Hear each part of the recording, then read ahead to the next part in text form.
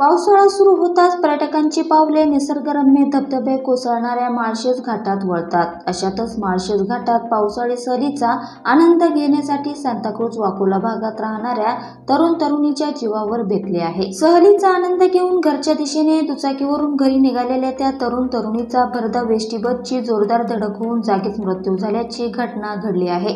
रोहित रमेश डिंगणकर वय 24 वर्ष व नंदिनी मायगुडे वय 23 वर्ष असे दोघा मृतकांची नावे आहेत. मिळालेल्या माहितीनुसार मृतक रोहित रमेश डिंगणकर व नंदिनी मायगुडे दोघेही मुंबईतील सांताक्रूज वाकोला भागात राहत होते. ते दोघेही गुरुवारी माळशेज घाटात दुचाकीवरून पावसाळी सहलीसाठी आले होते. दुपारपर्यंत सहलीचा आनंद घेतल्यावर दोघेही त्याच दुचाकीवरून घराच्या दिशेने परतीच्या प्रवासादरम्यान दुपारच्या सुमारास माळशेज घाटातील वळणदार मार्ग असलेल्या नाणेघाटजवळ राष्ट्रीय महामार्गावर अहमदनगर मार्ग जाणाऱ्या तारकपूर आगाराच्या बसला धडक होऊन भीषण अपघात झाला. या अपघातात दुचाकीस्वार तरुण व मागे बसलेल्या तरुण यांचा जागीच मृत्यू झाला.